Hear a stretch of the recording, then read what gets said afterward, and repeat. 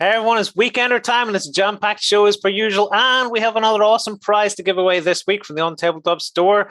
This week you have the chance to win the Warcry box set Red Harvest. It's a big beefy box, and some would say it's actually better than the box that's coming out to replace it. If you want to be in for your chance to win this, like this video, comment down below, and make sure you subscribe to our YouTube channel for your chance to win. Right, let's get stuck into our jam-packed show.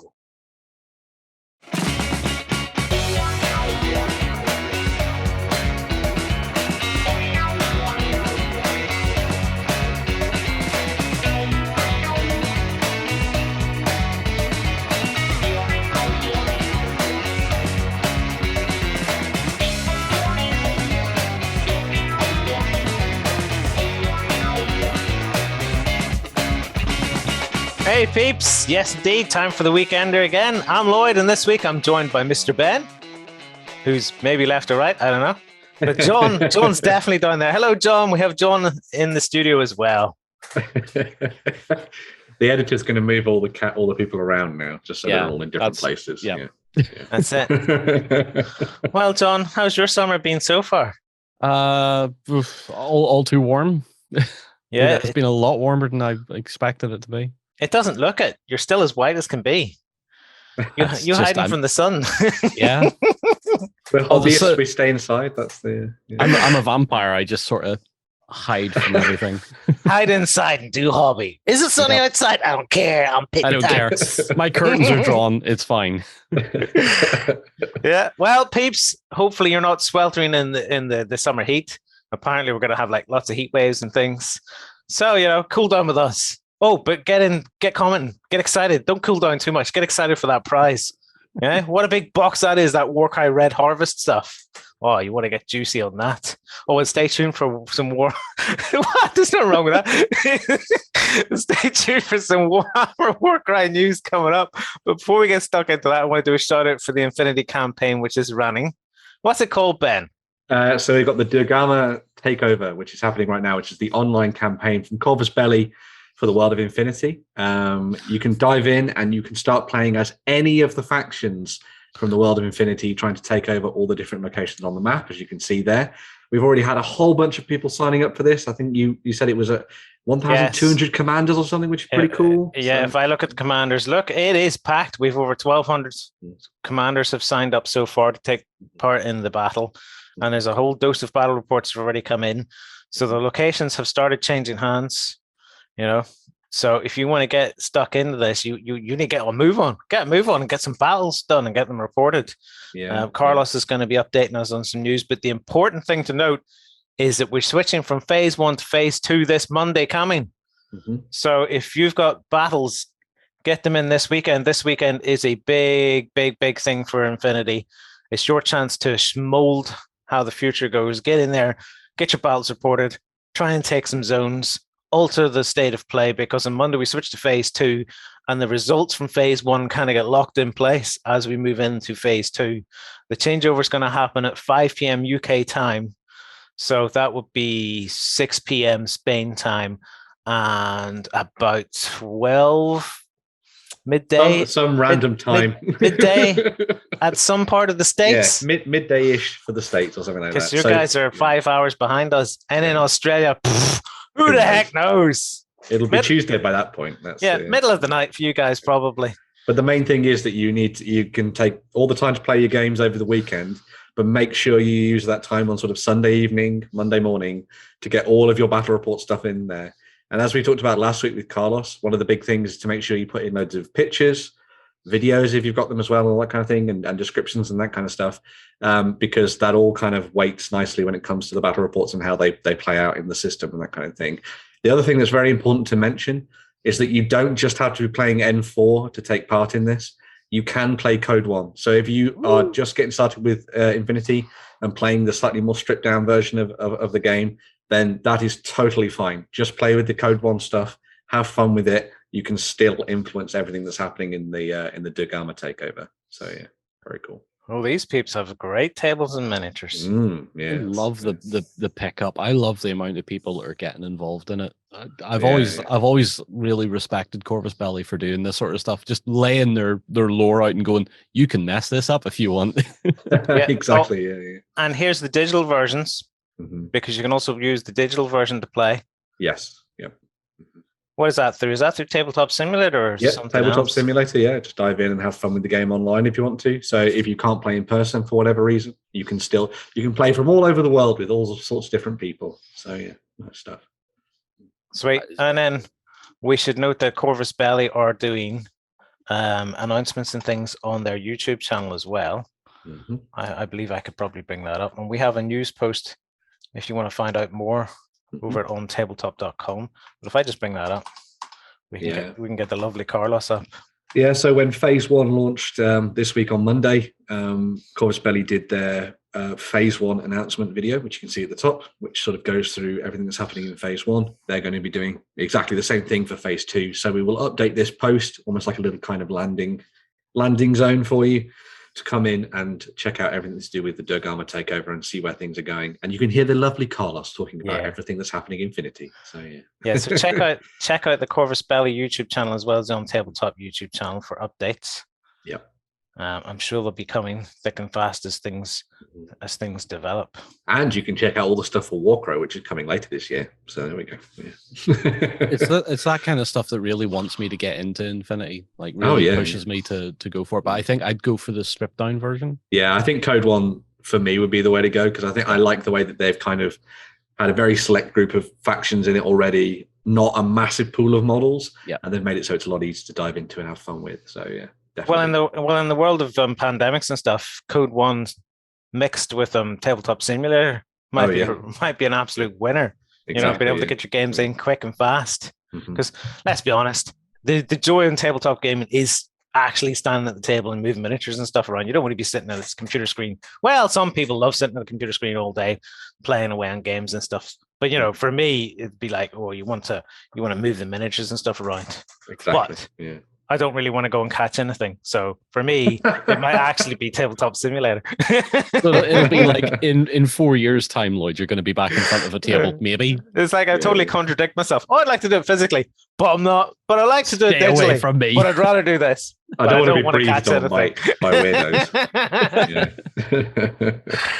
Right, peeps. Well, we'll move on because we've got a big indie of the week to get stuck into.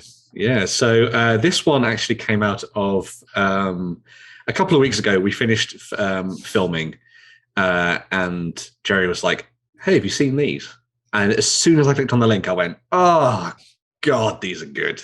Oh man, I'm gonna have to buy some of these." So this is Rotten Factory. Which was suggested by Jerry. So he's still here in spirit. And this is a range of 28 heroic, so sort of 32 really, resin miniatures for you to use in your Grimdark war games on the tabletop. So if you've been playing the likes of Forbidden Psalm, which is like the Morkborg spin-off dark fantasy war game, then these will be absolutely perfect for you. You'll also notice that a lot of these characters have got a kind of grimdarky Warhammer Nurgle vibes thing going on as well. So if you wanted to try and play as sort of mutated and twisted and weird chaos forces on the tabletop, you could do that as well, which is really nice. These have been sort of going around for a while now, all sculpted by a fellow called Paweł, however you say it, from Poland. I've butchered the name, but there we go. And they're all really nicely, finely detailed. And it's a really fun little, neat sort of condensed collection of stuff. So you have your kind of barbarian tribes and your sort of traditional, more sort of like chaos warriors and that kind of thing. And then you have things like townsfolk and mutants and all that kind of stuff thrown into the mix as well. The thing that I quite liked about it is that while they have got those kind of Warhammery vibes about them, they're not so intrinsically Warhammer that you couldn't use them in other games. So you know how I mentioned sort of Forbidden Psalm there, you could easily port those over to using that. I mean, that's a big guy carrying around a massive fish. He could just be the lovable ogre that sort of works down on the docks and as brings in the catch for the day. And you could use him as kind of like a random passerby in your role-playing games or an NPC or something, or maybe actually an intrinsic part of your warband if you really wanted to. But the details are really nice on these. It's very crisp, obviously using the resin and that kind of stuff.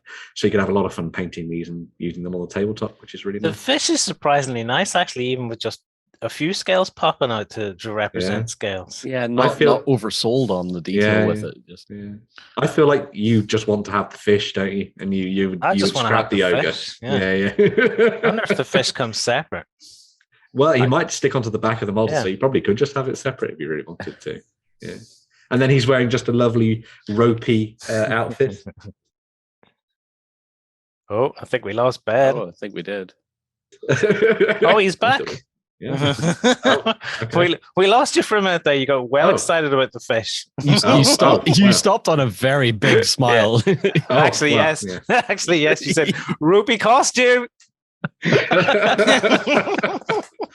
It was clearly all part of the plan. But the other thing that's really nice about this is that a lot of people still play games like Wartime and stuff, or they take part in the sort of 28 movement, which is all about kit bashing and that kind of thing. And so these kind of models would be perfect for that kind of game. You could use these as the Carnival of Chaos in Wartime if you really wanted to, and all sorts of different things like that. There's also, as we talked about a couple of weeks ago on XLBS, like a dearth of Grimdark free-to-play skirmish games out there that require you to have maybe a handful of models, and these would be perfect for that because you could just snap up those, drop them into your games, and have fun with it. There's also that kind of Lovecraftian vibe going on as well, so you can have your proper kind of like squiddy person if you really want to. I love that you can I love that it's got like the really weird, almost sort of Star Wars fishy alien face. And then you look on the back and you see all the tentacles gribbly and stuff on the back. It's very cool. Very nice indeed. And he's using a paddle as a weapon as well. Yeah, he's just an oar. You've been naughty. Anyway, away from my my thoughts on that. But yeah, you've got things like these massive, huge barbarian characters and all that kind of thing as well. So the thing that I really liked about this one is that because of the way they're posed, I think you could probably take the weapons off them and use them as a Nurgle team in Blood Bowl if you really wanted to. This team. Yeah. You could just use them as because the guy at the front could just be one of your like big sort of blockers or blitzers. Same with the guy up in the top left. And then all you got to do is take the weapons off the other two, and you've got some Blood Bowl players if you really wanted to go down that kind of Nurgly route. So yeah, very nice stuff. Oh yeah, because he's got like a helmet that kind of almost looks Blood Bowl-y there, doesn't he? Yeah. And as I say, you've got the really fun details across all of the models. Like I love the big tongue spilling out from the front of that guy and all that kind of stuff. Very cool stuff.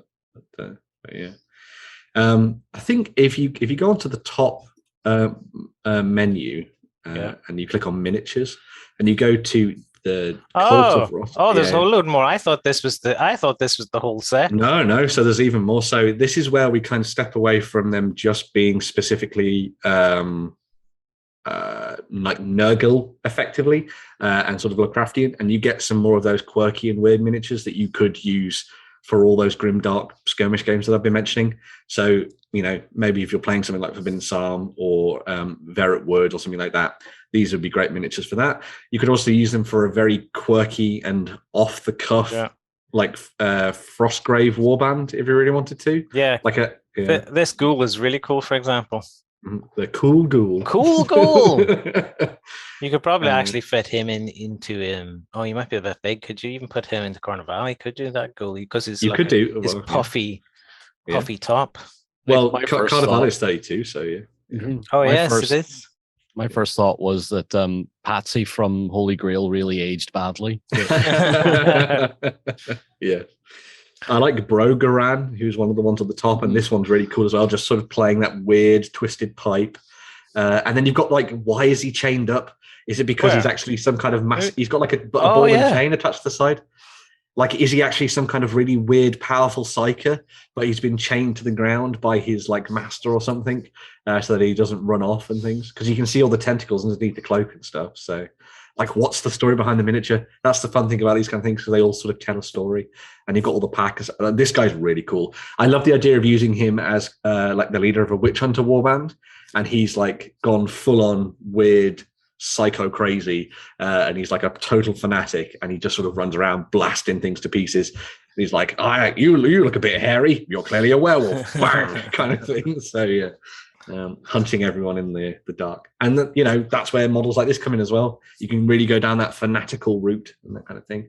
The other thing that's nice about it, like obviously I've been talking about it from the viewpoint of it being sort of fantasy models, but you could easily kit bash these to be like an Inquisitor warband if you really wanted to, playing things out in 28mm. And use them in your Grimdark games of the future, so sort of Warhammer 40k and all that kind of thing too as well. So yeah, it's a really nice mixed bag of different things that you could use for a variety of different games, really. So yeah. And they also do other things other than miniatures as well. But looks of it. Is this all the miniatures now that I've seen? Yes, on these 2 pages. Yeah. So here's all the chaos stuff. So yeah. Do they do any regular sort of humans, or is everything just a bit weird? Everything's a bit weird because of course it is, right? More ghouls. Yeah. So there's your zombies and stuff to use on the tabletop, which is cool. Yeah, one of them chewing on a leg. Yeah. You've got the people from the sewer and everything as well. So yeah. Which I think is really cool. The people from the docks asking how much it is for a good hard thing. Jeez. Yeah. Use those as like a really weird mutated crew that's kind of been that's sort of wandering around in the dark. Yeah.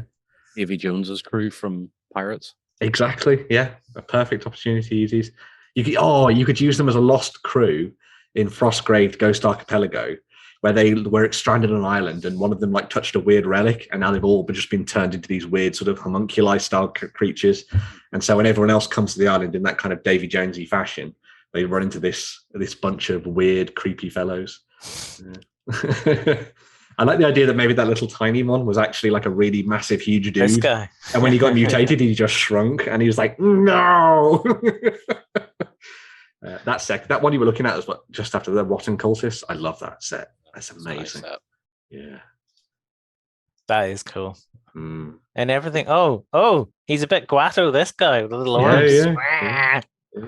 The thing as well I like with these is that you don't have to just paint them in sort of dark leathers and greens and that kind of stuff. You could go really out there and start throwing in sort of really weird poppy colors for all the mutations and stuff, because when chaos gets its gribbly fingers on you, it doesn't necessarily make it subtle, does it? So you can have like bright glowing elements of your mutated form and that kind of thing.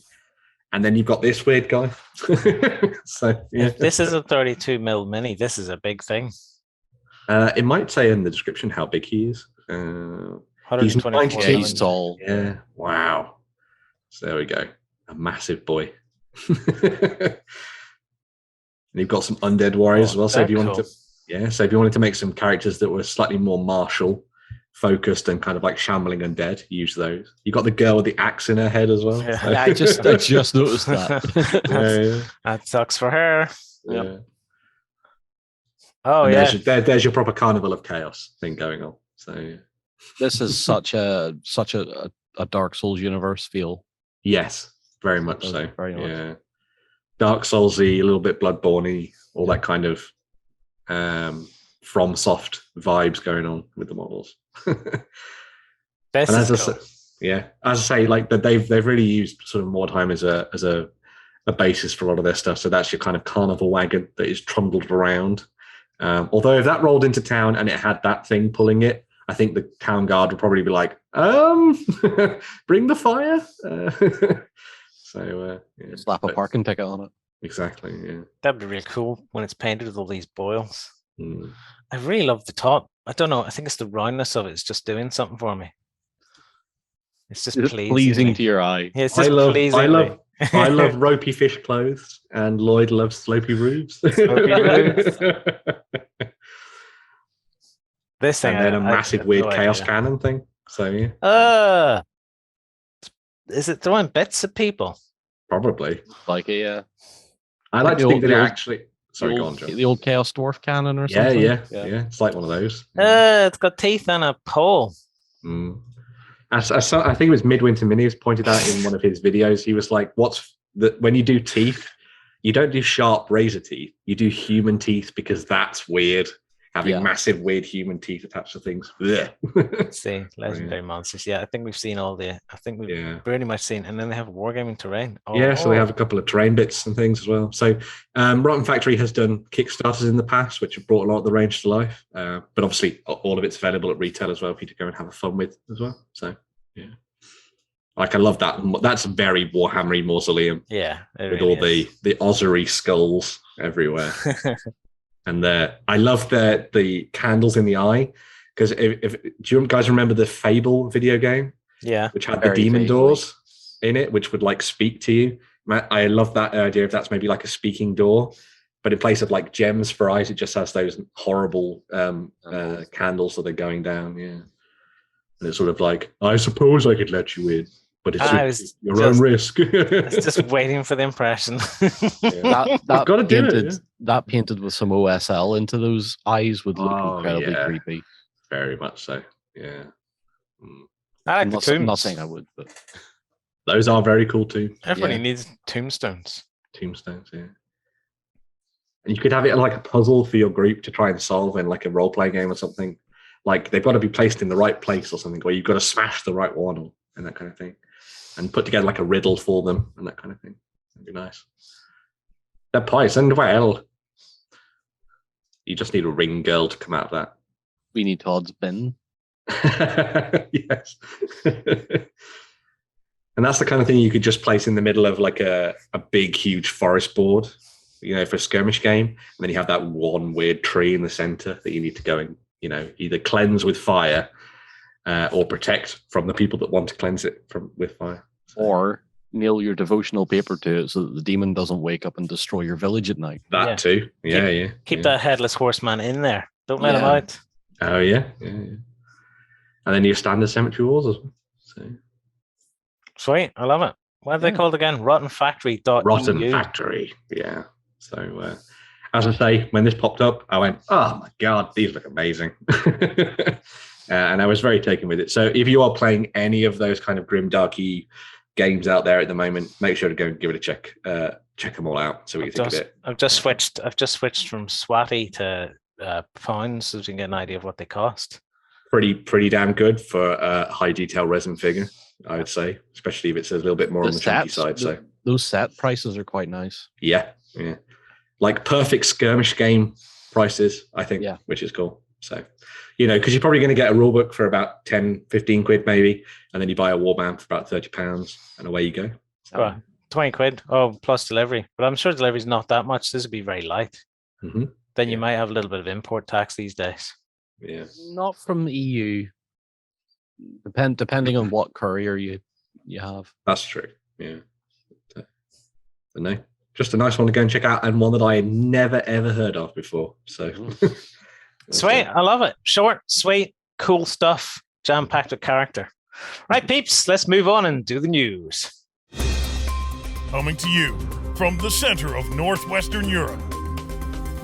Covering board games, war games, card games, and all that you love. It's the news.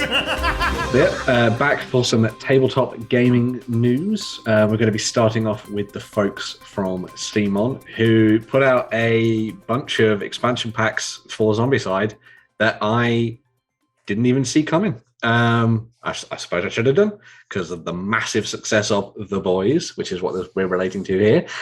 So there's a whole bunch of new expansion packs coming to Zombicide that you can pre-order right now that will give you access to miniatures to use within the game to take on zombies and do whatever the hell you want with them.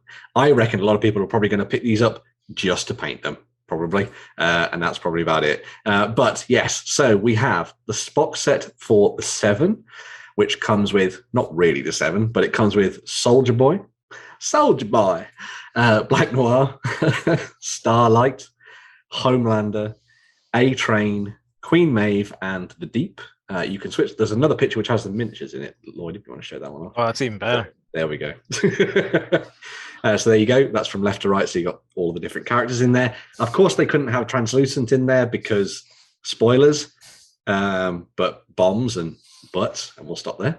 Well, it doesn't matter. I haven't really watched this show, but based on the name Translucent, there wouldn't be much to see. Exactly. Of course, yeah. Well, of course you can have You it. just throw an empty base down and go, there's Translucent. Exactly, yeah. Just like they did with Frodo in the Lord of the Rings back in the day. I've watched one episode of this and it gave me creepy vibes and I haven't been back to it yet. It's amazing. I love the boys. If you like superhero weird stuff, it's definitely worth checking out. Yeah, but anyway. but dark superhero, like dark stuff. Oh, yes. It's weirdly dark.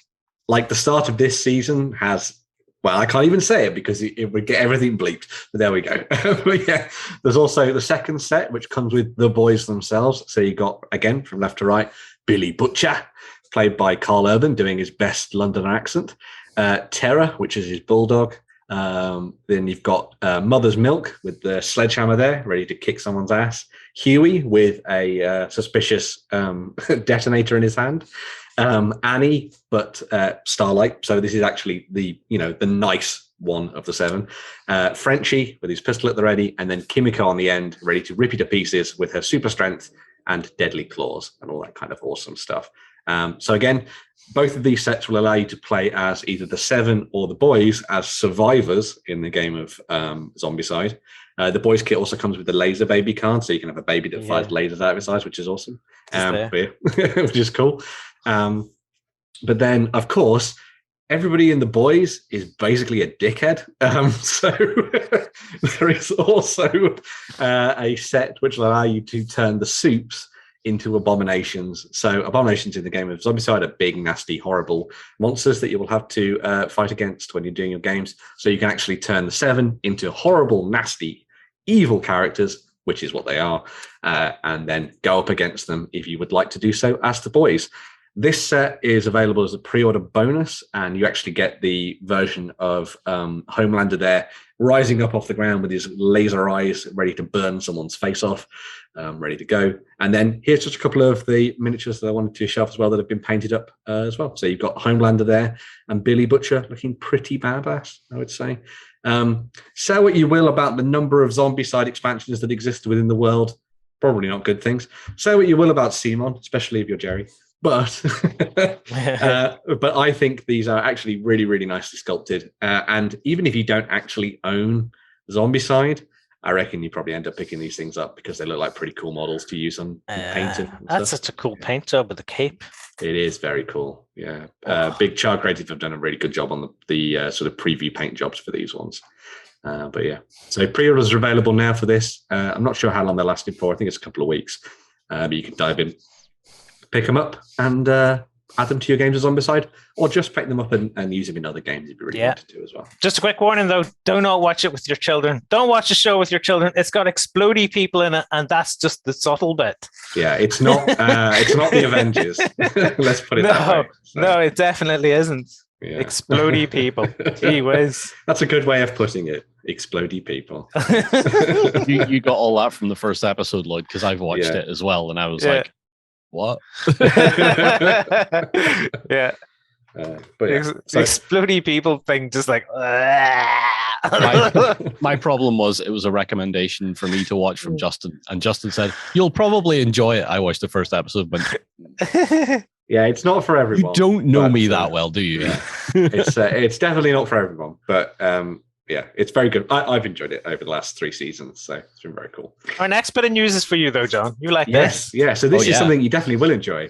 Although you're not a beginner anymore, I guess, John. No, I'm not. So, yeah, this is the new Battletech beginner box that was announced by Catalyst last week, which is pretty cool. So this is coming out in September. It features 2 mechs that you get in the box. You've also got the quick start rules in there, dice, tokens, a map, and all that good stuff. There's also a novella, which will help you dive into the exorbitantly deep lore of Battletech. Yeah, and it comes in, looking at this from a conversion standpoint, of around 20 quid, which isn't actually that bad. So I'm just going to throw this to you, John. Is this a good entry point for people? Or? Well, the last beginner box was roughly the same size. I think it had a couple more models in it, though. I think it was 4. Right. But I think also with that, the price was a little bit higher. Mm-hmm. But I mean, this is getting you into classic or alpha strike, I believe. Okay. which is all fine because Alpha Strike is definitely a fantastic rule system. Classic only needs a handful of mechs per side, really only 2 or 3 per side, because it's such a micromanaged system. Is this is this actually on their website now as well? Or is this coming? I think it's still on the way. It was announced, or it was previewed at KerenskyCon a couple of months back. Okay. They talked about it. Don't want to confuse people because I clicked through and I was like, oh, this doesn't look the same. No, that's the previous one. Yeah. I think. So this will be available on their web store, but as I say, it's not going to be out until September. So okay. So it's something that's coming in the future. So if you see it online somewhere and you're like, it's all sold out, then you're like, okay, well, just watch out because it will be around. So the beginner's box is great because you typically don't get those particular mechs in the next step up, which is the box called A Game of Armored Combat. Okay. Right. Which has a bunch more mechs in it and different stuff. So you do get the progression level there. So you get the base beginner box, then you get the Game of Armored Combat, and then after that you go into Clan Invasion to get more stuff. You do get a nice sort of 3-step into the game, which is really good. What will the playtime be like on this then if it's just two mechs? Playtime using classic rules, you're probably says here. I say you're probably looking at about 45 minutes ish if you're using classic rules. Yeah. If you're using Alpha Quick Strike start rules here. Yeah, if you're using like Alpha Strike rules or anything like that, you're talking about 15-20 minutes. Oh, fair enough. Yeah.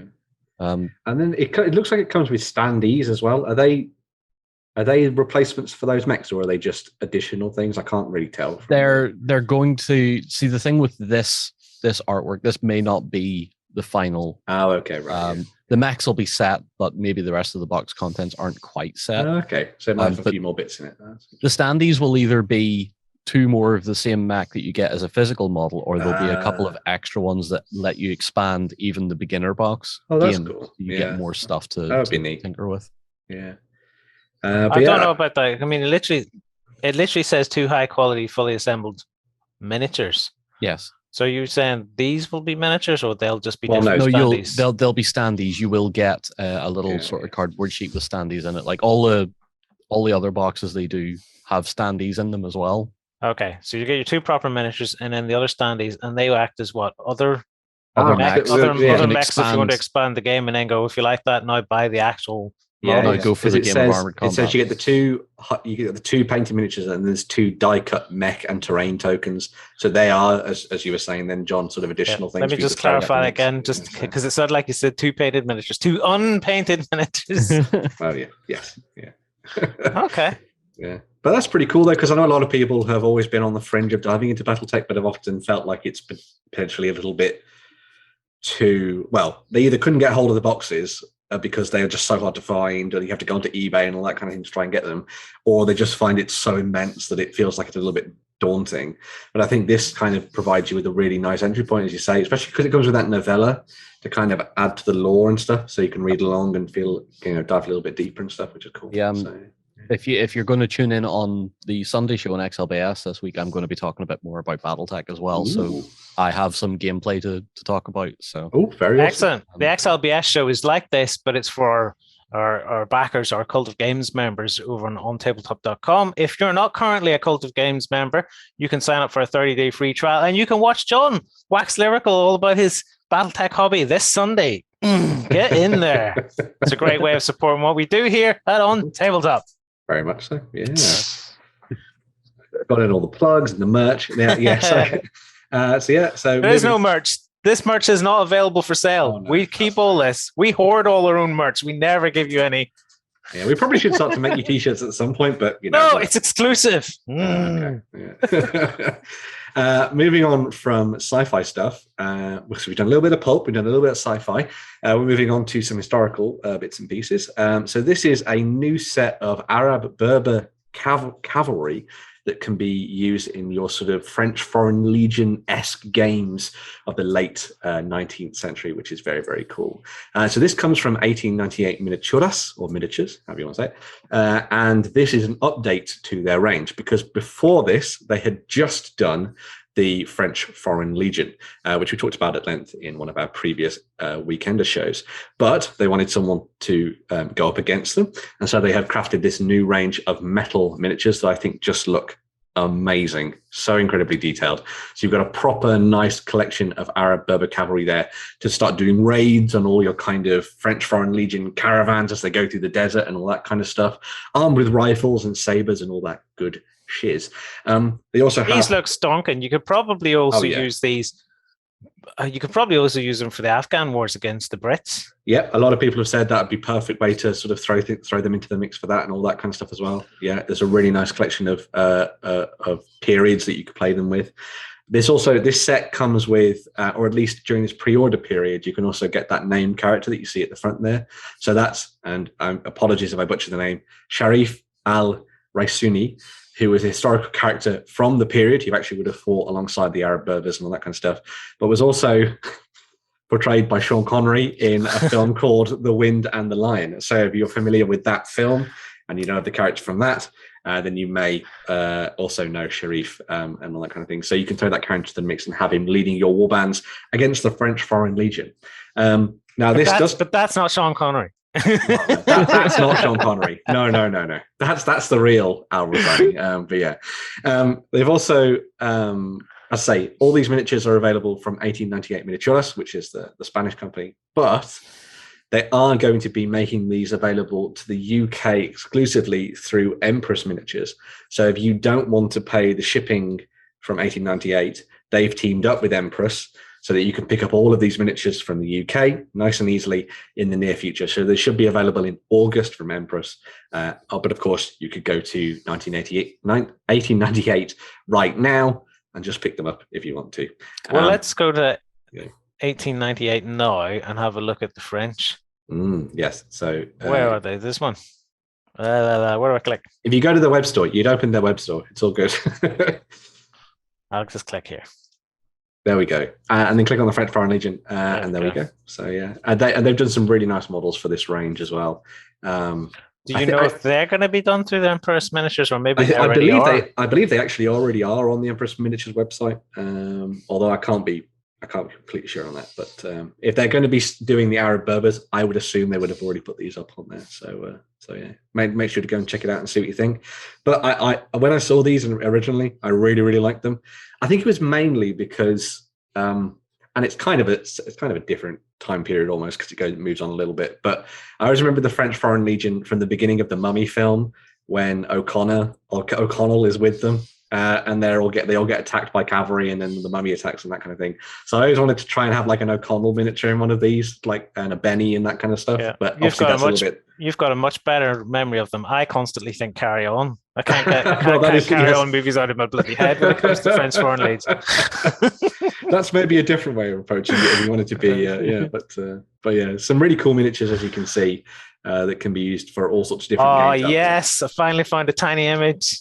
There we go. There's always got to be one. I knew I could do it. Yeah.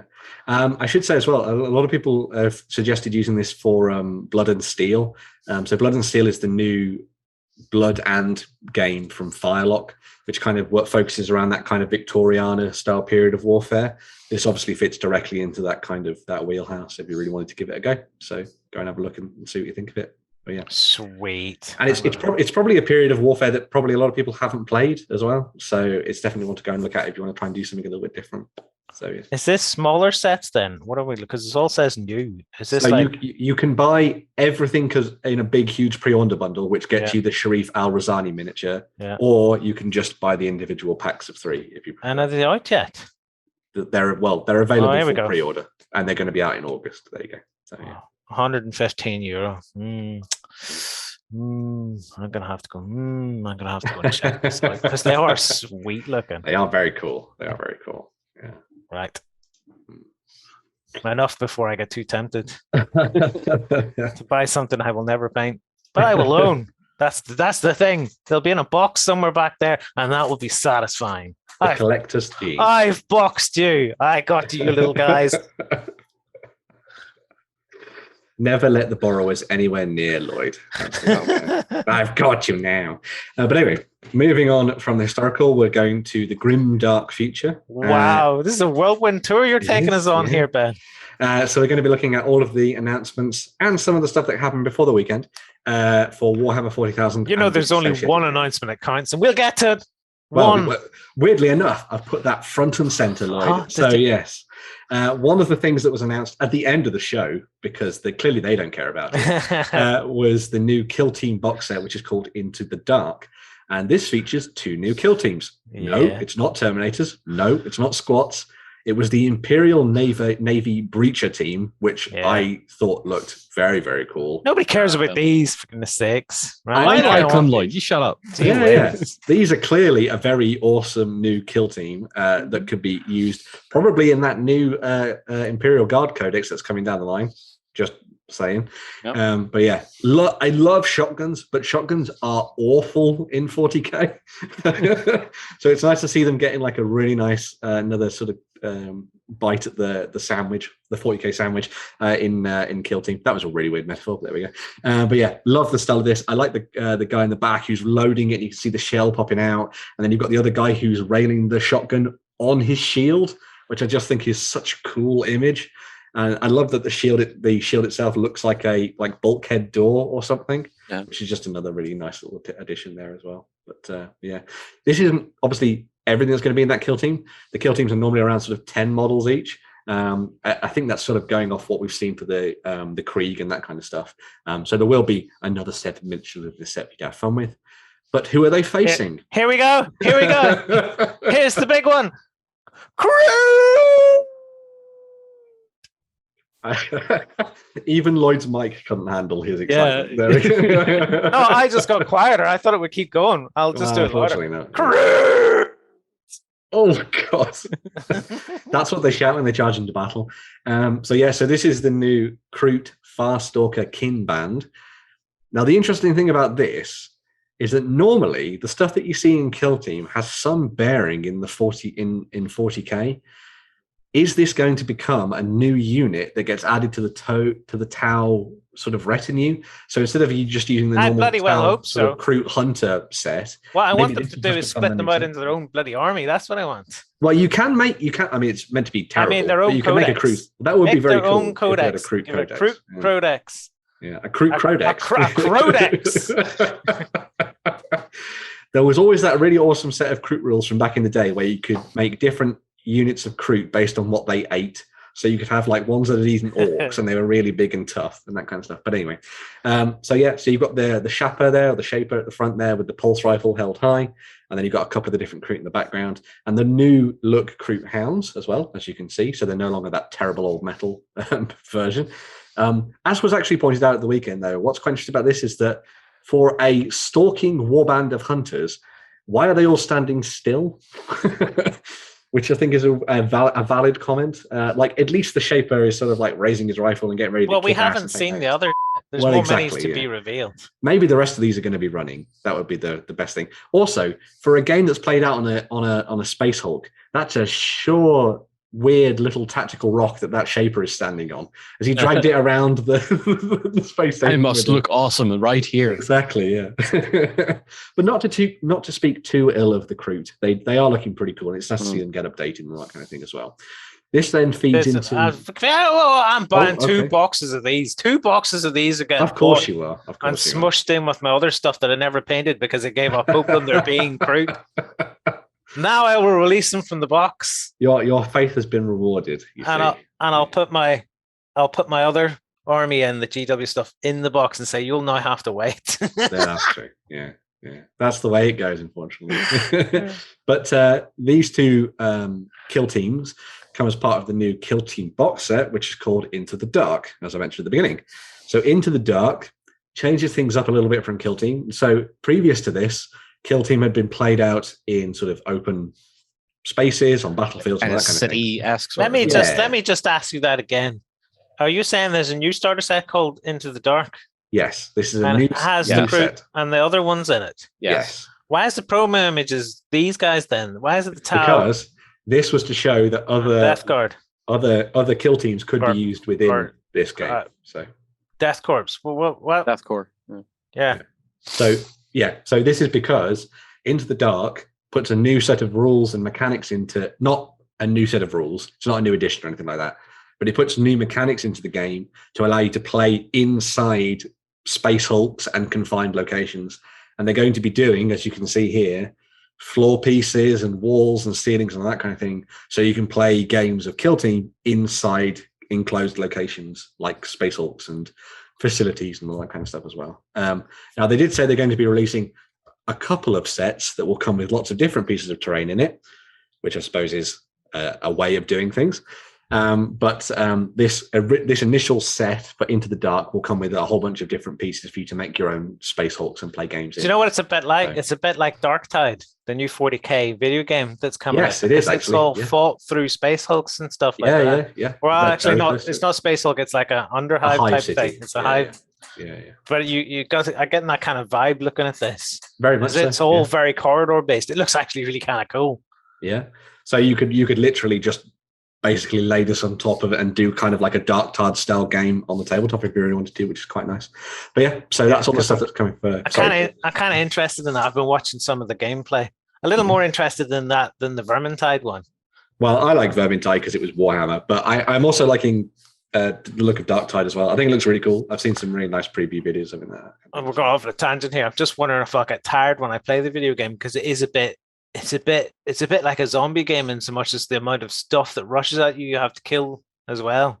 So I'm wondering if that would get tiresome after a while. But visually, wow, it's got a really cool aesthetic. It looks like the video game.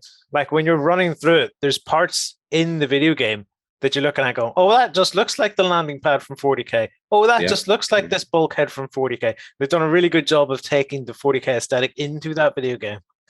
Yep. Maybe we'll see Games Workshop do like an officially licensed like Darktide Kill Team. That could be kind of cool based on the characters in the game. That could be nice and fun. But yeah, get myself a big ogre and blah. Yeah. I mean, they didn't do it for Vermintide because they killed that world. But there we go. Yeah, they're not. They won't.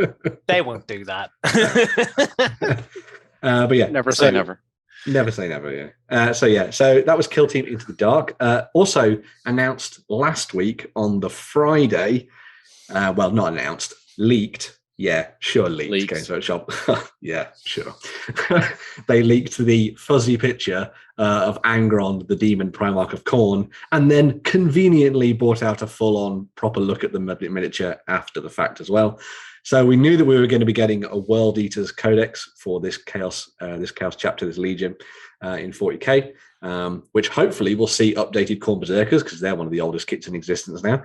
But leading the way for them is the new Demon Primarch of Khorne, as you can see there, kicking ass, taking names, owned in face with that axe and sword combo, looking very cool indeed. Still got the butcher's nails sort of drilled into the back of his head, which is kind of cool. But now that means that we've seen 3 Demon Primarchs now because we've had Magnus the Red, one Loyalist. Yeah, so we've got Magnus the Red, we've got Typhus. No, is his name Typhus? No, it's not Mortarion.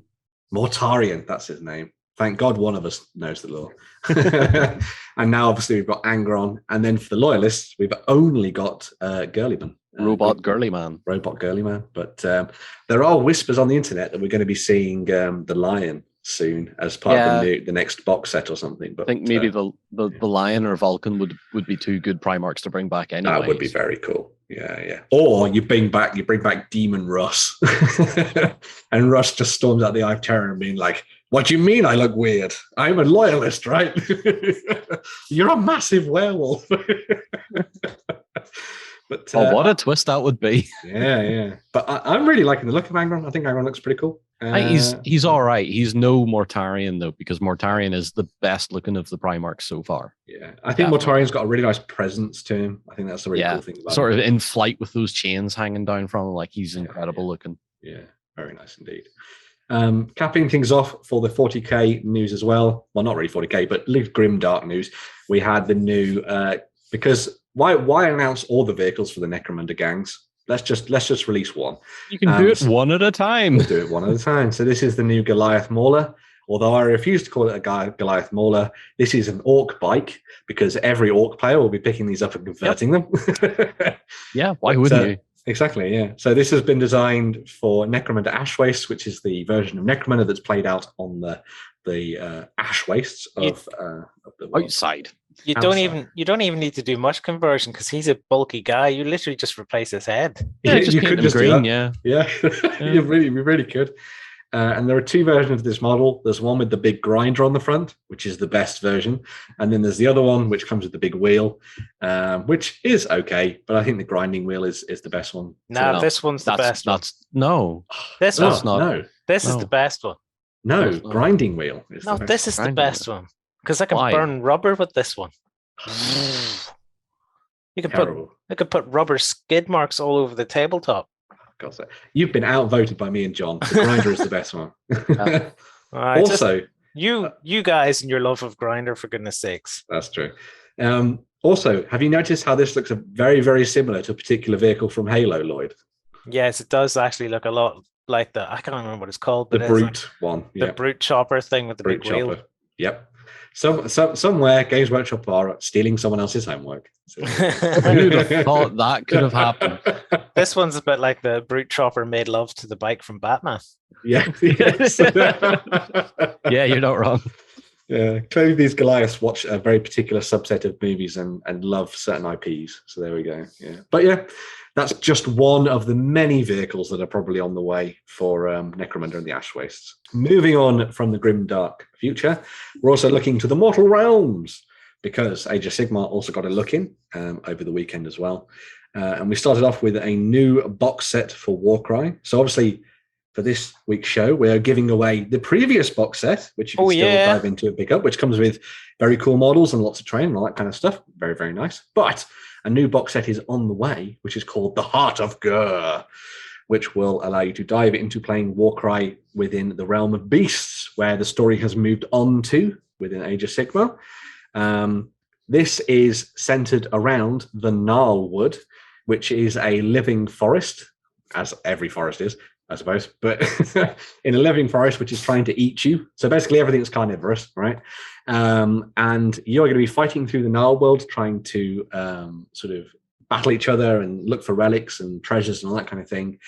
But that's because a Seraphon realm ship, so basically a big old fantasy spaceship, has been detonated in orbit, and all bits of it have crashed down into the realm of beasts. And you are going to be rushing around trying to find all the different secrets that Seraphon, the lizard men, have left in the jungle for you. The two warbands for this, actually, let's talk about the terrain first. When I looked at this box set, I really, really like the terrain. I think the terrain looks really fun. I love that it's all sort of like walking trees that have kind of eaten animals and then like sort of taken root above their skulls and stuff. And I like the bamboo bridges and stuff. I think it's fun though, but it's not as good a value. To me, it doesn't look as good a value as the last box set's terrain. Look at this. I think that is very cool because it feels like it all has like a use within the moment, and you can jump on top of it and all that kind of stuff. I think that's very nice. But this is the one we're giving away, peeps. So get your comments in. Yeah. I mean, look at this, and I say that because it looks like there's more of it here. Plus, it's more reusable in your games of 40k. Well, that is also a bonus point. Yeah. I do also want to point out that between this box set and Ash Wastes for Necromunda, the amount of terrain you're getting is starting to look a lot thinner on the ground. That is true. Price is basically the same, if not higher. Yeah, because that versus this, it's just like that is a much more structure on its own. Tabletop. There's a big structure. That's a big structure. Then there's all this set that goes in amongst it all. And then you've got your scatter bits on top of that. Yeah. I mean, yes, it's a different aesthetic. I mean, I guess that's a big structure and that's a big structure and that's a big structure. There probably is quite, well, no, it just doesn't look as good for value for money, does it? Yeah, true, I suppose. I like the theme they've gone for. I think it's a little bit different from what we've seen in Warcry previously. But as you say, it'll be different straight for different folks. What's quite nice about these sets is that, I mean, like, I'm going to go through what's in this now, but there's no reason that you have to just immediately go and pick this up because all this stuff is sold separately at some point in the future anyway. The way you play your game will be quite different, though, because this is far more open looking than the previous set. Yeah, but the set comes with the Rotmire Creed. Which, no, gotta admit, these are cool. Yes. So these are followers of like a strange plague god that lives within the heart of the swamps and stuff of Ghur. which kind of goes into what Games Workshop have been doing in the past, where they've always had warbands that follow something that is like an aspect of one of the Chaos Gods, but isn't inherently Khorne or Nurgle or Tzeentch, which I've always thought is a really fun way of doing things, because it kind of harks back to the World That Was and Warhammer Fantasy Battles, because there were so many Marauder tribes that would worship like the Raven Murder God or something, and actually it was just an aspect of Khorne, and they didn't realize they were being Chaos worshippers until someone came up and went, "Hey, you worship Chaos," and they went, "Oh, cool." So yeah, which I think it's a really nice way to go. So you've got the Rotmire Creed there with a kind of like the hoods and cowls and skull masks and bamboo things, and someone who's clearly like taped like a big panpipe to their face, which I think is quite fun. But then going up against them, let's see if we can find panpipe boy. There he is, there. Bottom left. Yes, I like to think that he just sort of like toots as he walks around. Which he might do depending on what he eats in the swamps as well, I guess. But yeah, so going against them, we've also got the Horns of Hashut, which will be another callback to the World That Was in Warhammer Fantasy Battles, if people remember it. So Hashut was the god that was worshipped by the Chaos Dwarves, now the Chaos Duardin, obviously, in Warhammer. So these are the human followers of Hashut that have been armed and armored, probably by some Chaos Duardin, although it's not been directly said. So they are armed and sort of look pretty badass and pretty heavily armored compared to the lightly armored Rotmire Creed that we saw before. I quite like their helmets. I wasn't sure on them to begin with, but then I got like a gold vibe from Stargate. Yeah. And I was immediately like, yeah, that's kind of cool. I like that. It's very cool. That's kind of nice. Yeah. So, yeah, I don't know what you guys think about the two of those, but I think of the two of them, I think I prefer the Horns of Hashut, just maybe not the guys at the back that aren't heavily armored, I don't think. But I'm definitely going for this one. I kind of like the Rotmire better. Yeah. I guess there's a lot more stuff there to play around with painting wise, probably, I suppose. But I think the other set will be easier to paint. Oh, that'll be easy to paint. But because you've got all these big bits of cloth, and cloth's a pain in the ass to the big surfaces. That would be much easier to paint this. There is always the new contrast paints that is true. Which I haven't tried any yet, because look at all my old contrast paints, for goodness sakes. Well, you haven't tried them yet, Lloyd, because we've only just received our stock of them. So there you go. Yeah. But so yeah, that's going to be the two warbands. They're going to be as part of this new box set that will take things forward and tell the story in a different way. That means that all the stuff from the previous set will be available separately and all that kind of thing. Or you could just win it from us. There you go. Just win it all. There we go. Just comment down below and say what you think. Comment, sub, and like. And away you go. But yes, finish things off for Age of Sigmar. Possibly my favourite announcement from the weekend was the Hexbane's Hunters warband for use in Warhammer Underworlds. So Nethermaze is where we are at the moment with this. And this is your witch hunting warband. That is in no way inspired by Mordheim for you to use on the tabletop. So you've got Hexbane in the center there with his pistol at the ready and his torch held high, flanked by a bunch of his lackeys. So you've got that guy in the top right who's firing a crossbow that has a bomb attached to the end of it, because why not? You've got your big burly brute in the top left there with his massive axe, ready to cut someone in half. And then you've got that lady in the bottom left with her repeater pistol and axe in hand as well. I like to think that the axes are there for smashing through coffin lids so they can then just stake whatever vampires inside, which I think is a very cool way of thinking about it. And then, of course, you've got the good doggos. Everybody loves a good doggo.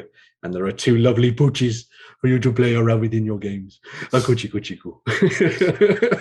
What I liked about this, I was watching Discourse talking about these. And, she pointed out that there's a very clean aesthetic to these. They're not your typical Warhammer-esque kind of over-the-top stylistic kind of things. Yeah. It's a lot more subtle in this. And as soon as she pointed that out, I was like, actually, yeah, I'm really digging that, because it's just more, it's dark and gritty without needing the skull motifs and all sorts of weird things on top of it. Yeah, they're minis for purpose kind of thing. They're minis that I look at and go, I would buy those. Yeah. Because they're toned down a bit. They're not over the top. Yeah. They're just classic. Yeah. And then the nice thing about these as well is that I think now you could get to the point where you could start to look at using these in actual Age of Sigmar, where I would take this set, I'd take the Vendenst family, so the two witch hunters that were released a couple of years ago now. then maybe pick up a few of the bits from Curse City, for example, and then use them to lead like a flagellant style, like fanatical army of Sigmarites or something on the tabletop. So put all the Stormcast to the side and just play around with this kind of like weird Agents of Azir witch hunting vibe. I think could be very cool. And of course, as we talked about with R&D of the week, kit bashing is always a thing. So you could take these and you could turn them into an Inquisitor warband and use them in 40k. All you got to do is switch out that flintlock for like, you know, a very sort of Baroque style Adeptus Mechanicus weapon or something. And away you go. You've got some 40k models. Stick some wires and bionics on them and, you know, rip off the leg of one of those dogs and put a bionic one in its place. Those cootie poochies. And you could have fun with it and dive into some sci-fi as well if you really wanted to. Or just use them for more time because why not? So, I'd really like to be able to have an army that's like this in Age of Sigmar. Yeah. And not so over the top. And just something that's a bit more classic fantasy. Yeah. Well, I'm really hoping that we're getting to the point now where Games Workshop are going to look at because they have teased this. They're going to look at the free cities, which is kind of like your typical Empire style stuff from One Fantasy, and they're going to reinvent it to give us just normal humans. I would love to see that. I think it's really lacking sort of a regular human army sort of faction at this point. Especially because I don't want it to be all those. But I don't want it to be like super ornate though. I don't want it to look like but he's on parade. Yeah, I don't want it to look like fluffy jackets and all that sort of stuff. This is the sort of look that I'm after. Yeah, you don't want the old school Empire. No. You want something new and different. Yeah. So you want the Witcher I know it sounds TV ridiculous. I want something new and boring. Does that sound weird? Yeah, I get where you're coming from. I want something boring. Because everything in the universe is so flamboyant and over the top. You want generic fantasy, but you want it done with GW sculpting style. Yes. That's kind of, because that's what those guys kind of look like to me. It's like, that's definitely a GW sculpt, but it is definitely also almost very generic fantasy, which is really good. Weirdly, just how you see your undead. You like your undead, but you don't want to be covered in bat wings. So. No. That's why I'm painting. That's why we're going to paint up those flipping undead Vikings that I was showing off in the XLBS. The Draugr. I'm going to paint them up, but I'm going to go down the ghosty route, as discussed last week. I think I'm going to go down the ghosty route. I'm going to have to go and get some. There's some new contrast paints. Do they have any new ones for like ghosty painting? Oh yeah, tons. Yes. I'm going to have to look into it. You're going to have to look into it. But yeah, so there we go, everybody. That's all the news. We had a bunch of games at the end there, but there's always some fun stuff for you to dive into for historical and pulp and sci-fi and all that kind of thing. Basically, what I'm saying is buy Battletech and make John happy. Buy Battletech, yeah. There we go. And Kroot for the win. And Kroot, there we go. Let's get bought. Flip's sake, Kroot. I've waited like 10 years for that. Flip's sake. Right, peeps, 3D painting. 3D printing is next.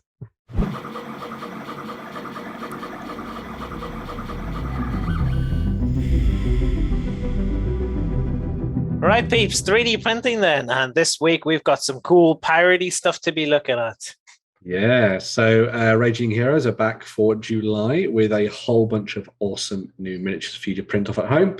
What you do is sign up to their Heroes Infinite or over on Patreon, and you'll be able to get your hands on some amazing new miniatures, which are the Pirates' Curse of the Dead Sea. And you've got to see it in that voice. Or as Free says, just wait until Ben does an impression of something. And we'll see where it goes. But yes, so as we say, the theme of this one is piratical loveliness. And that means creating characters for your role-playing games, your skirmish games, your mass battle games, or just for the sake of painting that you could use that all have a nautical theme and feel to them. As is the case with all of their releases, there are a bunch of character models that are also named characters and things that they've created. There's also a bunch of troops and monsters and vehicles and all that sort of thing.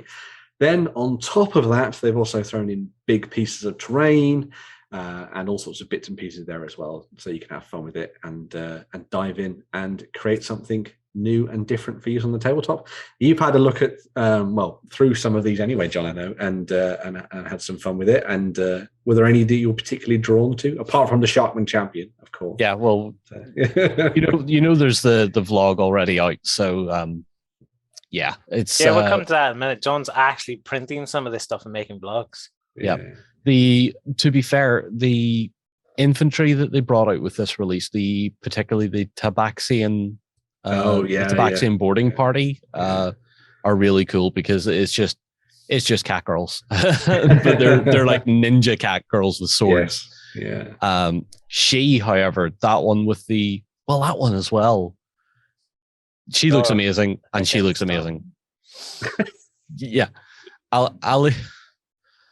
The names, the enchanted ship figurehead, that's absolutely amazing. Mainly because the way we've talked about it before, where Raging Heroes show us this multi-material looking sort of way to show off their 3D files. Yeah, using the renders and stuff. Yeah. We were looking at them in here, and Shay and I were saying, wouldn't it be cool to print these in the transparent resin and just paint the figures, but leave all the water effects as just the bare resin with like a gloss varnish over it? That would be cool. So you'd actually get to that sort of feel from it, and that would be we might have to experiment with that in the future. So, well, if you did remedy and tattoo removal, amazing. I like that. Did it that way, you could possibly not paint the eyes then, and they would still have some sort of glassy look to them. They would. But at the same time, they would just look black because you'd have painted over everything else. There'd be no ambient light. But they'd still be reflective, wouldn't they? But then a gloss varnish would do the same anyway. Yeah, maybe. But we were just saying with particularly the woman that has the jellyfish lore, if all of her was printed in a transparent resin, like a greedy blue transparent resin, she would look amazing if you didn't paint that part. You get that large section of clearly transparent material. We here will see some of those troops that John was talking about as well. Yeah, you got the ogre cannoneers, and there's the Tabaxian. The Tabaxian is so cool. I love them so much. But then the centerpiece. This was the first centerpiece I'd looked at in a while from Heroes Infinite, where I was like, I'm very tempted to give that a go at some point. Because how cool would that be? Not just as a display piece for the miniatures, but as a lot of terrain on a board. Exactly. Yeah. Playing underwater. Oh, like Deep Wars-esque kind of thing. That would be cool. Yeah. Especially when you use things like the cold fools, because you could have them sort of coming out of that structure as they've been kind of like bound to it, and then they're fighting against some of the other characters who have mastered some of the sea monsters and things. Yep. So you could have kind of like the ghostly pirates versus the sea monsters, which is really cool. That would look. Oh, there you go. There's your Catgirl ninjas. The Tabaxians are so cool. I love the hair. The hair is amazing. The mix of just hair, but also the braids and stuff through them as well. Yeah. I don't know. It's classic skeleton. Look at this classic undead parody crew. You know what's cool? What's really cool about those is the fact that some of their legs aren't attached to anything. Yes, the negative space. Oh my god. Yeah. Just the I didn't just realize that. Yeah. They're so gonna get broken when you play with them.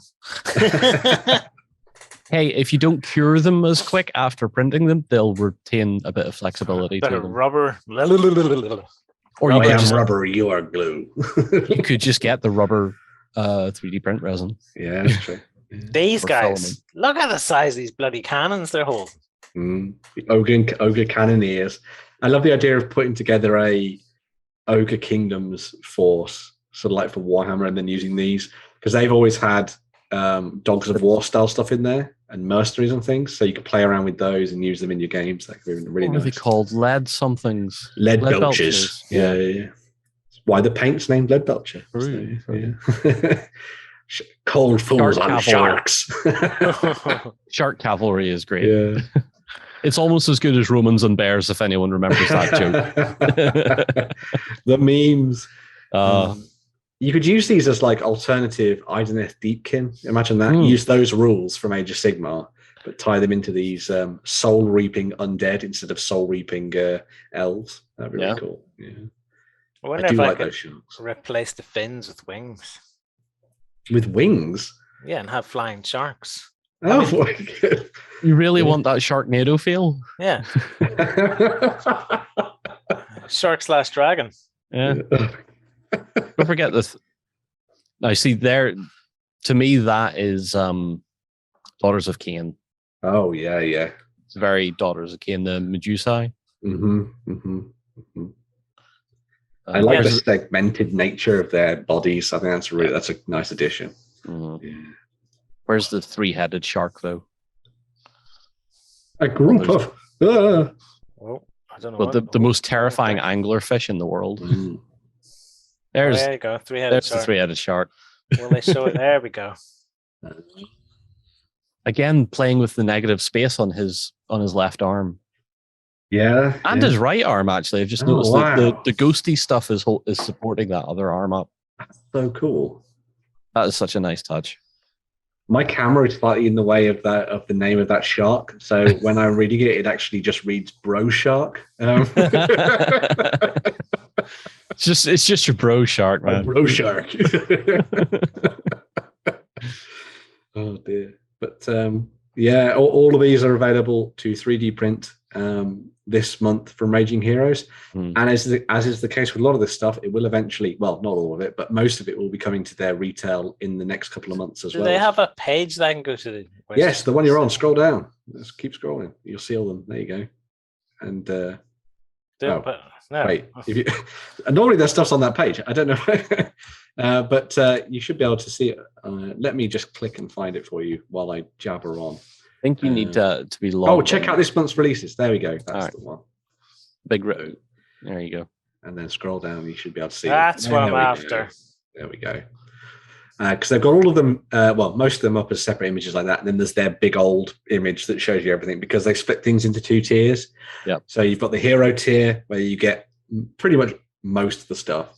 And then the Overlord tier takes things to the next level and gives you massive, huge pieces and monsters and all that kind of thing. So imagine that girl with the jellyfish like printed in like a bluey green transparent. That'd be so cool. Yeah, I think it'd be really nice. I'm so tempted to try that. Even the tendrils underneath in that same style, I think would be really cool. Yeah. And then you could paint the characters rather than them being sort of physical characters. I'd do them as sort of ghosts, or even going from physically being there to being ghostly, actually sort of like ripping their souls away from them or something. That'd be cool. It'd be difficult to have this clear because when you paint this guy, you would actually be able to see through him at this point. That's not necessarily a bad idea, though. That could kind of work. I'm assuming the tentacles attached to him, so you couldn't paint behind him. It depends how the model is constructed, because that won't be a one-piece print. No, so it depends what way the parts are. Yeah, but there's that centerpiece as we were saying, which looks amazing. So good. Yeah, there's also an added benefit to being on the Heroes Infinite rather than the Patreon.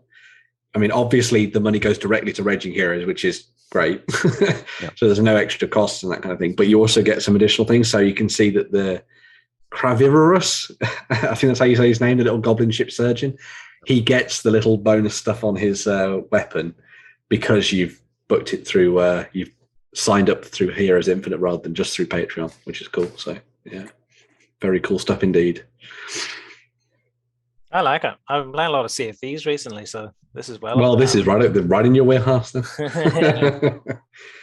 Yeah. This stuff's cooler than a lot of stuff you see in Sea of Thieves. For a video game, it's very uninspired compared to what miniatures games do.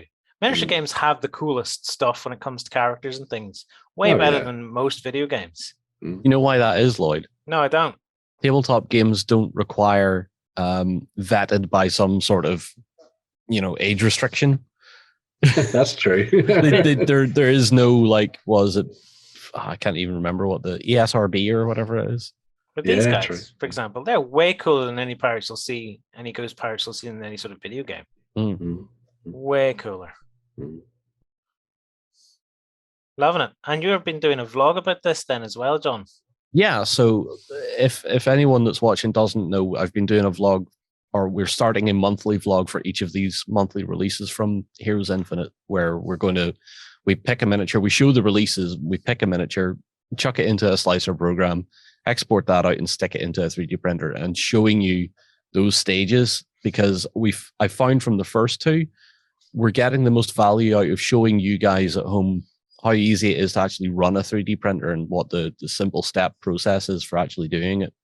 And the quality of miniature you're getting out of it, particularly in this particular video, John, you're literally going from start to finish, are you? Yeah, so we're picking the model here. We're showing the releases. Then we pick the model, which is the Shark Champion, the Sharkman Champion this month. I think I even mentioned in there what, clear resin would be kind of cool on that. This guy. So that's the guy we went with this month. So then I show it in the slicer program right there, which is Cheeto Box Pro, which I'm using. And showing you and talking about the fact that the models come pre-supported or unsupported. So you can, with pre-support, it's literally throw it into the slicer program, set it all up, set your printer up, and away you go. So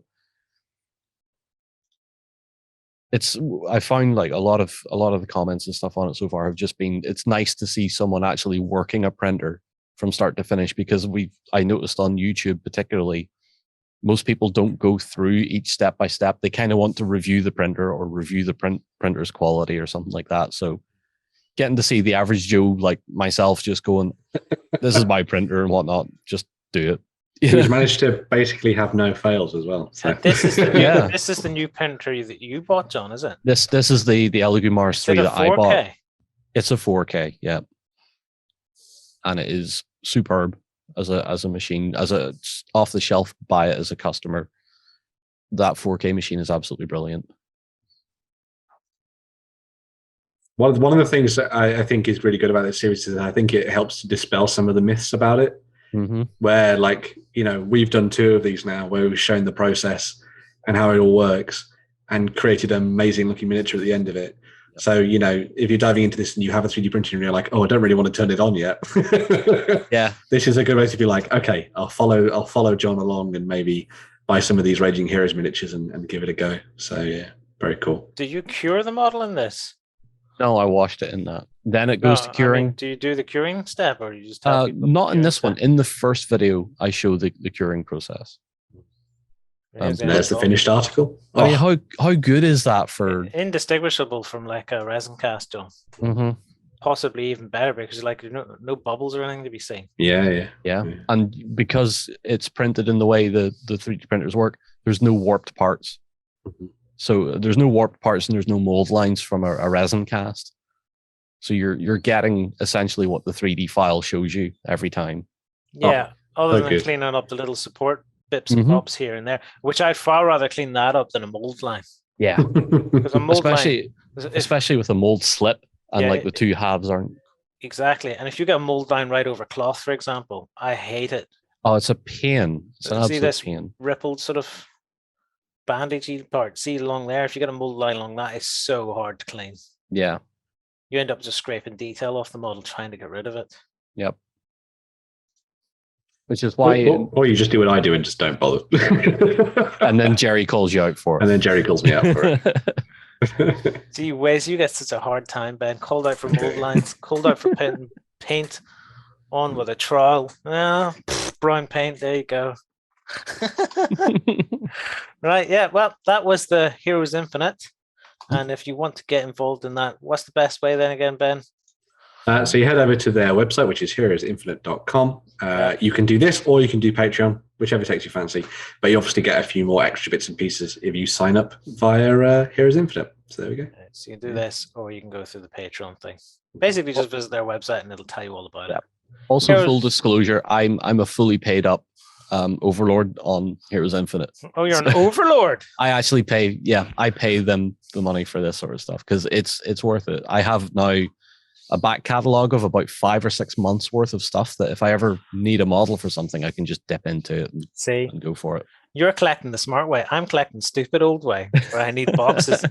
You literally just walk around with a memory key and go, I have 1 million figures. You should see my Battletech pen drive. I have a Battletech pen drive and it is almost full.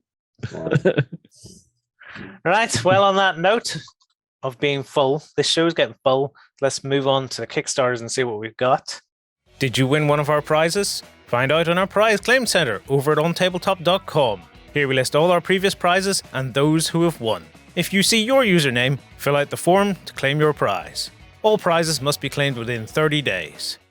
So we kick things off for this week with a bit more 3D printing, because that seems like a good way to carry things on. And so this is actually something I was like, I'm looking through Kickstarter. What should I find? What can I find? Oh, World War II. Boom. Johnson. Yeah. So this is a set of German Afrika Korps DAC troops, effectively, and characters and all that kind of thing for you to throw into your desert warfare battles on the tabletop in 28mm. This comes from idawoj. I'm going to say that's their name, which is a small little creator who's done 2 campaigns so far, as you can see. This is obviously one of them.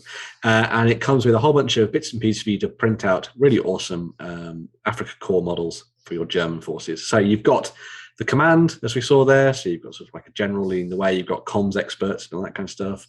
And you've got all sorts of different packs of infantry that come in different uniforms and with different gear and different weapon loadouts. A couple of them in different poses as well. So you can use them for creating a very diverse little squad. And obviously, because these are STL files, you can just print the ones that you really like, really, rather than just being stuck with a certain set of them. Yeah, and with it being STL files, it'd be pretty much an instantaneous delivery. Well, yeah, exactly. Yeah.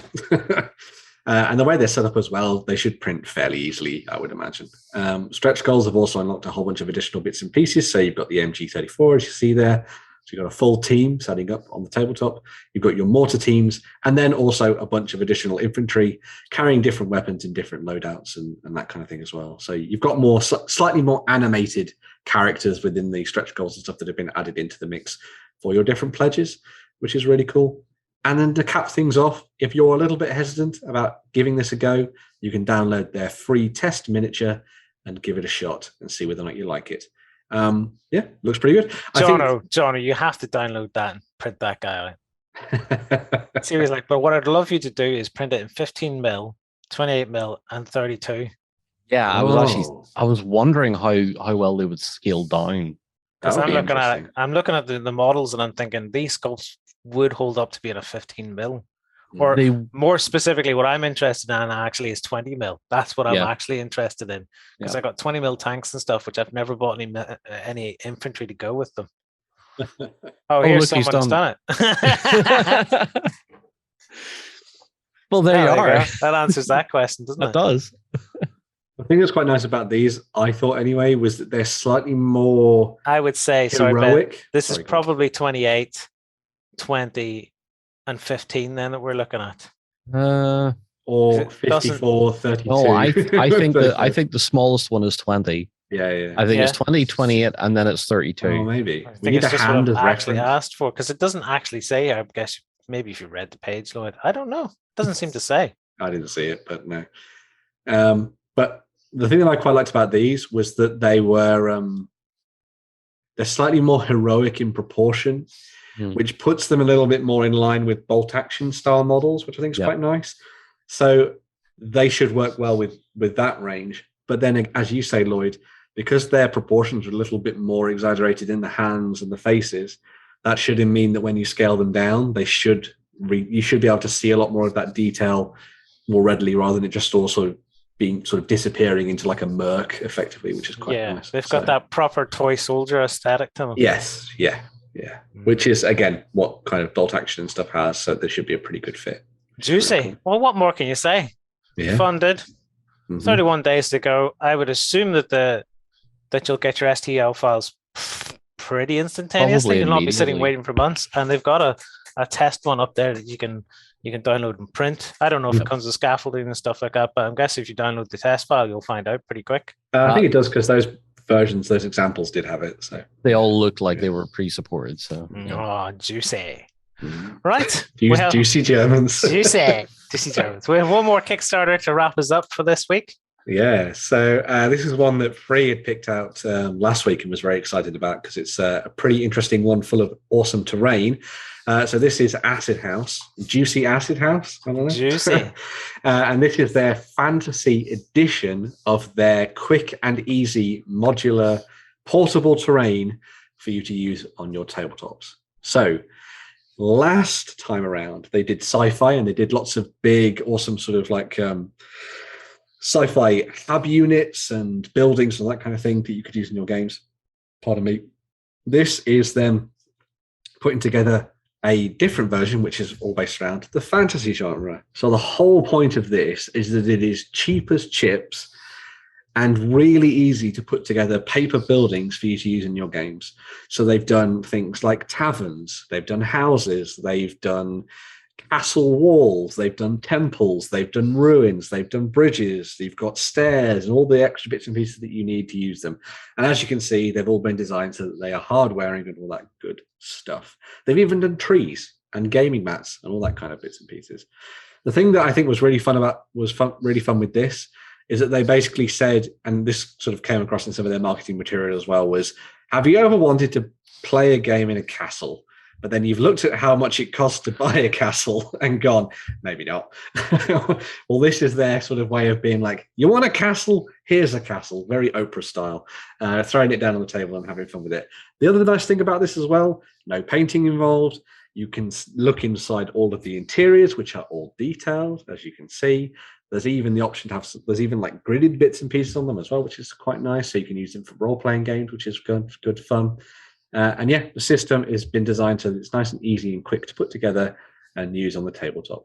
You know, it's never going to take the place of fully, you know, crafted, handmade terrain, or maybe Dwarven Forge and all those kind of things like that.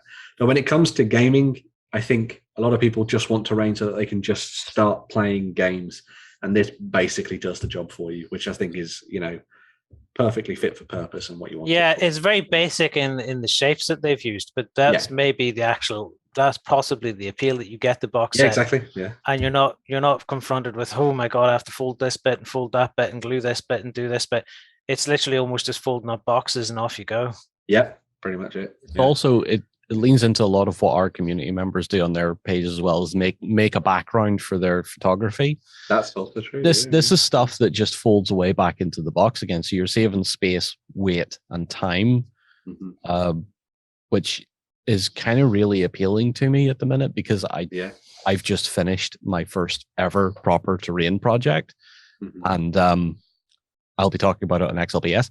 But I've suddenly realized the space requirement for one particular game or one particular scale, and I'm like, I don't think I'll do this again. So this kind of stuff is sort of more really though. But would we end up folding this up again? Well, not in here. We wouldn't. Is this designed to be refolded and put away? Well, it's well, I'm not actually sure. I know that it feels like it should. Yeah. Because I don't know if I could ever be arsed refolding it. Yeah. I'm looking at it from the point of view that's easy to build. I'm looking at going, if I buy this and it gets delivered to me, I can have it all built in one day and be playing. Oh, rather than looking at it and thinking, oh, I'll build this over a course of weeks and then forgetting about it and never actually getting doing it. And it'll be stuck in another tub up there somewhere. Looking at this stuff, I think that's the key here, is to just keep it simple, keep it accessible. Because you're looking at well, there's very basic shapes, but that's the point of it. Exactly. I'm sure they could have done something more complicated, but the end user would be like, it takes longer to do then. Yeah, can I be arsed playing this? Yeah. It's kind of the complete different spectrum to what Battle Systems does. Yeah. Battle Systems does really cool card stock stuff, but in a much more detailed manner, but it takes quite a long time to sit and build the whole sets up.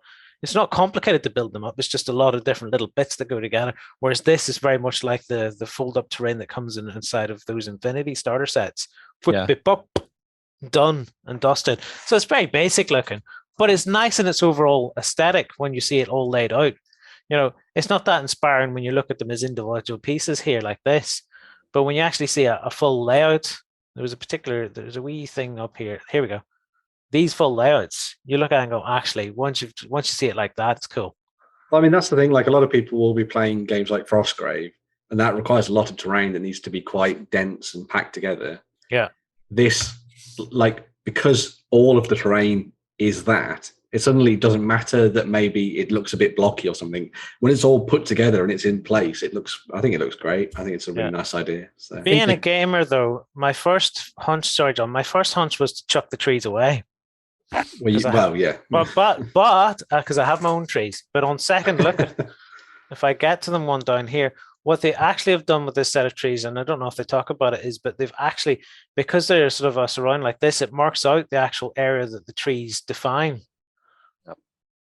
You literally stand in the trees, you get inside the area. Oh, yeah, it's been designed for area terrain. Yeah, whereas if you put your trees down, then you need to put something underneath it to mark out the area. So the area terrain is already taken care of. I probably still will chuck them away and just find some other way of doing it. Because it's just, the trees, I've got trees. But if you don't have trees, it's epic. Yeah. What I was going to say was this kind of stuff really plays into making a tournament look better. Yes. Because you remember the old Warhammer tournaments and stuff, it's all garbage looking. It's still not very effective cost. Well, I guess you don't need all of this stuff. You could buy this and get 2 or 3 tables out of that. Yeah. But could you imagine them, like this company, sponsoring a tournament, Yeah. Use their kits as a sponsor would be €65 for that kit. Yeah. Sure. I mean, and even at that, you probably don't need as much of that done on a tournament, because most tournaments will turn around, the players will turn around and go, I don't need all this terrain. It's getting in my way. I hate it. Looking at you, Mantic. Well, that's the thing. Like you look at that, and for the cost, you're going to be getting everything's pre-colored, ready to go. You just pop it together, fold it out, put the bits in to make sure that it stays rigid, and you're done. Basically. I think you hit the nail on the head from a promotion point of view, John. That's what they really need to do. If they got this into the hands of people at Adepticon and things like that, popular tournaments, that would really promo them for them. But especially the skirmish game scene being bigger and bigger now. Yeah, you could imagine a tournament being ran with supported by this company, and all the tables were done with their sets. Yeah. But they're doing well anyway at the minute. Yeah. So Acid House Terrain, the Fantasy Edition, does that mean they've done a sci-fi, or they're going to do a sci-fi? Yeah, I've done a sci-fi one. We have the sci-fi one in here. Yeah. 65,000. So it's funded, 14 days to go. I would assume that there's probably delivery times may not be that bad on this, considering it's all sort of coming out of printers. Don't quote me on that. You'll have to look it up, but I can't imagine. It'll say on their things when they're trying to deliver March next year. There you go. That's when you're going to get it. So, not too far off, but yeah. I'm very sold on it for us doing stuff in the gaming suite. That's for sure. It would definitely be handy from that point of view. Yeah. And it's light for carrying around. If it may still be bulky, but I'm sure you can turn some of those things full, sort of stack them inside each other. But if you get a big tub, a big plastic tub, it's still light to move it around. Whereas if you got a big plastic tub full of resin train, oh my god, it doesn't take very long before it's like, oh, this is way too much hassle, and I can't be asked carrying this. You're arguing between, if you're able to fold the stuff back into its original packing box, you're arguing between one heavy-ish box compared to 20 stacker tubs that one of our old boot camps would have required. 15 to 20 stacker boxes full of stuff that is ridiculously heavy in places. I think from what Free said, it does fold back away. So there. But yeah, do a little bit of research, see what you think, and give it a shot. As I say, they've done really well with their Cypher one in the past, so they've got a pedigree, which is always good. So. Right, peeps. Well, that wraps us up. Remember to get your comments in below. You don't need to comment, I want to win this. You can do that if you want, but let us know what releases you were interested in this week. Let us know if you're interested in those 3D prints that we were looking at, and let us know which of these 2 Kickstarters tickled you, or did both tickle you, and would you be printing those guys at 28 mil, 20 mil, and 15 mil, those World War II soldiers? But until next week, happy gaming, and remember to come on over to OnTableTop and join us for the XLBS show that's on Sunday. There's a 30-day free trial you can sign up to if you're not a cultist. Bye! Go ahead and check out our other content on screen now. And while you're at it, why not hit subscribe and remember to ding our dong. Go on, you know you want to click it. Go on.